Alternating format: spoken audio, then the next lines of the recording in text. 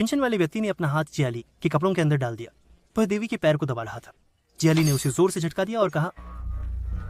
Tattoo वाले आदमी को गुस्सा आ गया। उसने एक घूंसा जाली को मारा, फिर उसके पेट में लगातार लातें मारने लगा। पास खड़े साथी को लगा कि वहां आदमी को मार डालेगा, इसलिए उसने जल्दी से टैटू वाले आदमी को हटाया। पुरुष द्वारा की गई हिंसा के कारण जियाली का हाल ही में सिला गया घाव कुछ ही देर पहले उनके लातों से फट गया और पेट में जबरदस्ती डाला गया नीला पाउडर अब उसके शरीर में फैल गया। जियाली की आंखें तुरंत नीली हो गईं और उग्रता से भरी दवा की शक्ति उसके अंदर चारों ओर दौड़ने लगी। जियाली अत्यधिक पीड़ा में है। वह चिल्लाते हुए दीवार से टकराने की कोशिश करती है।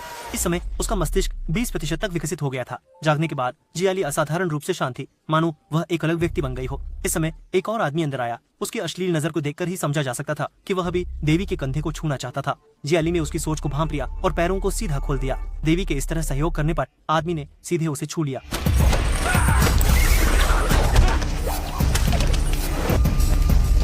इस समय की जाली बिल्कुल वैसी ही थी जैसे विधवा ने पति का शरीर देखा हो। उसने कुछ गोलियों से गार्ड को मार गिराया, फिर जमकर खाया और कंधे पर लगी गोली को उंगली से निकाल दिया। उसे उम्मीद नहीं थी कि उसके विकसित हुए दिमाग से वह दर्द की नस को कंट्रोल कर पाएगी। जाली पूरी तरह से बदल चुकी थी। डॉक्टर अभी भी ऑपरेशन कर रहे थे जब वह अंदर घुसी और एक गोली में ही मरीज को मार गिराया। इसके बाद वह खुद ऑपरेशन टेबल पर लेट गई, क्योंकि उसने सीटी स्कैन में देखा कि इस मरीज की कोई उम्मीद नहीं बची थी।